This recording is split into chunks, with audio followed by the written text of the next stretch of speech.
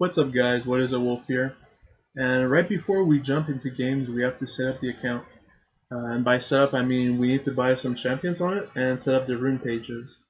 Well, in what order will I buy which champion? I linked, in my previous video I linked to the sequence of champions I wanted to do. And the reason why we're starting with the cheapest one is because since we're playing ARAM, we're trying to combat free week rolling, since most of the time free week rollings are either average champions or bad champions, or even worse, champions that you have never played before. So we're trying to stay away from that, meaning that if you spend all of your IP only on a handful of champions rather than a whole bunch of champions, you're gonna be worse off. So it's better to like buy the cheap ones first and then the the more expensive one last, even though the last ones are usually better. So this is what we went for. So Tristana and Garen are both free. You can get Tristana from Facebook and Garen from Twitter, I think. Yeah. Sivir I just bought regularly just because it's the champion I use to win games on to level up the account just to win the bot games. But even so, like Sivir is a very cheap and strong champion win rate wise, so it's never a bad choice to buy her. And for the next 450, I wanted to buy Amumu, Annie, and Warwick. And as you might have noticed, you're not buying Ashe. Why in God's name? Like everyone plays Ashe, right?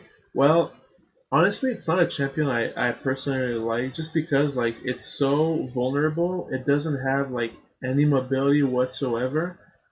She's just like a very good engaged champ, but even so, like I just find her boring to play. So I'm not gonna buy her on this account.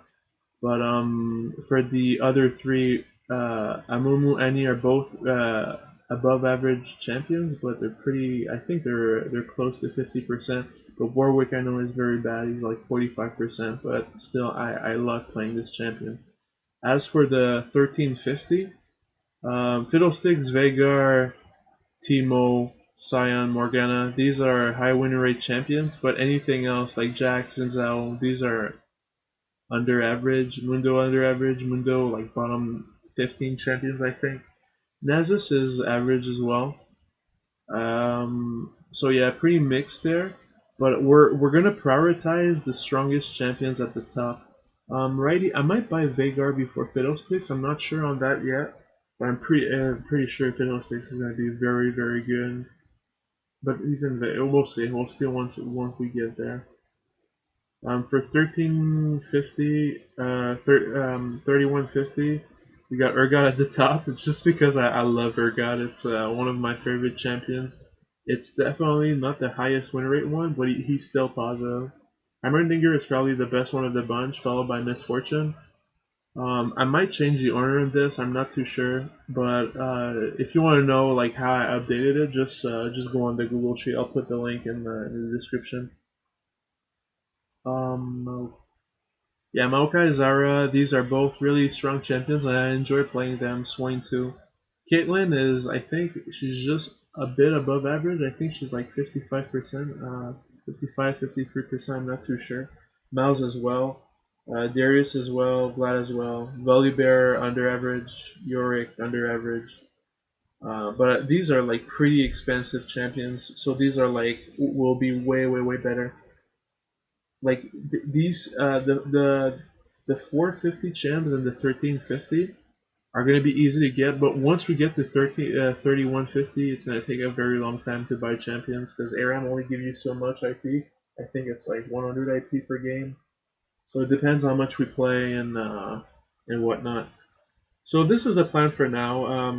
Of course, like this video is the first video, right? So as we keep playing, I might change my mind on some of these, but I'll make sure to update this so that way you're not out of the loop if I change my mind. So this is the first part. I already bought the champions. Like I wanted to buy Amumu, Annie, and Warwick. These two were bought. Or these three were bought, so I'll just put them in green. And as for the runes, we only have 2 rune pages, right? So we have to be very conservative on how we want to spend those spaces. And here's another thing. Right now it's July 2017, and we have been we've received an announcement from Riot that they're remaking all the runes. They're removing all the runes and they're implementing them in the form of masteries. Like you're going to be able to pick masteries and then slightly tweak them on stats. I'm not exactly sure how they'll do that, but they said that it's going to happen in the preseason, which is 5 months from now. So honestly, I didn't see any point in spending a lot of IP on tier 3 runes knowing that they're going to be removed in a couple of months. So that's why I opted for tier 2 runes. They're only 1 IP each, so you can buy as many as you want, and it's not going to cost you anything. And also, they're not that bad, because they're still 60 to 70% of the stats of the tier 3 rune. So cost effective wise, it's more beneficial to go with tier 2 runes. Might change my mind later on, but I'm pretty sure I'm going to stick to this system, especially so knowing that um, I have to buy a whole bunch of champions that are really expensive, so we want to spend IP on that and not on runes. So yeah, and so now, which runes to buy? Well, as any very experienced ARAM players know, CDR runes are excessively good. Very, very good. And scaling runes are also very good, but the problem with tier 2 runes is that there's no scaling in them. So we're gonna have to make do. It's really a bummer because, oh my god, scaling runes are so good in ARAM. You level up so fast. There's a slight imbalance in ARAM compared to Summoner's Rift in terms of how fast you level and how fast you get items. In Summoner's Rift, you'll see like a Vayne or a Caitlyn that's not even level 9, that will get her Infinity. And when Howling Abyss, it's completely the other way around. You'll be level 11 and you'll have like one item and a half completed. So you level up really, really fast. So scaling runes have a lot of value in that format. But unfortunately, we don't have access to them, so we'll just make do. It's no biggie. But just keep in mind that if you have a main account with runes, always opt for scaling. So now we go back to our 2 rune pages. We need those 2 rune pages to cover as many champions as possible. Obviously, there's like 3 types of champions. There's like tanks and supports, ADs, and APs or mages, casters. And mages, pretty much every single caster in the game will use magic pen marks, and pretty much any ADC will either use armor pen, AD, or attack speed. I opted for attack speed on this account because attack speed also fits the game plan of melee champions that are fighters. For instance, Xin Zhao or Jax or Udyr, these are all good on attack speed runes on them, and they're also very good on champions like Tristana that I plan to buy anyways. It's also good on Sivir.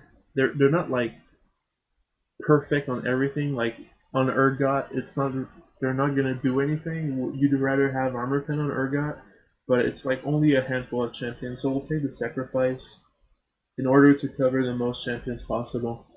And the other first part I addressed was CDR. CDR is a high win rate set in Howling Abyss, just because, unlike Summoner's Rift, in Rift everything revolves around one rotation. Really, really small fights are over in 5 seconds. Whereas in Howling Abyss, it's a huge laning phase. You're just sitting there with unable to go back, and you have to constantly use your spells either to not die or to kill the enemies, right?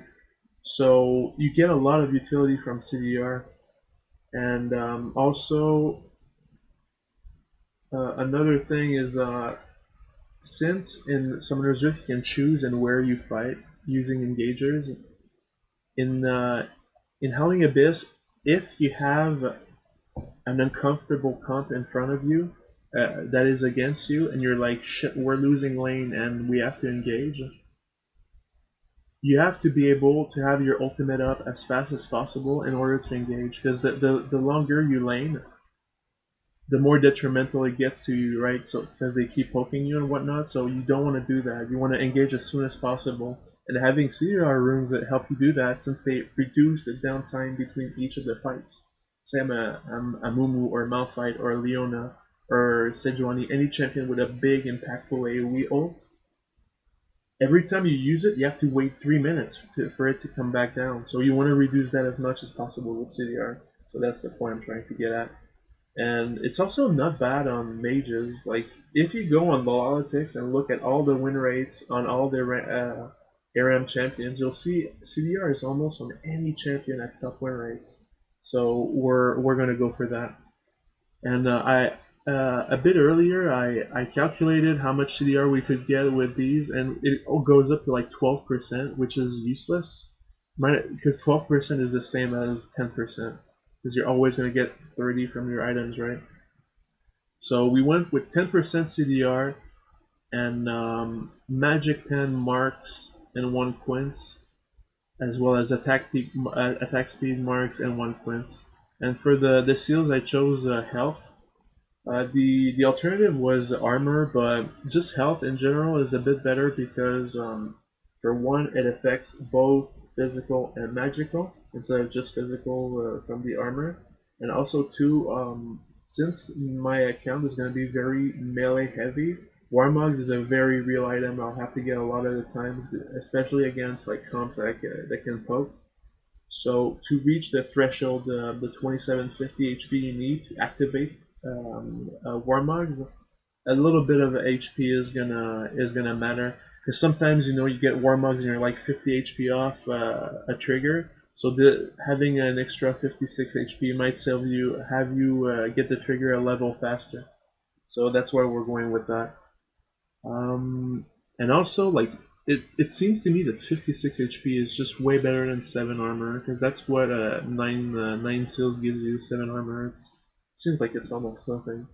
So there we go. So attack speed and magic pen both have cooldown on them.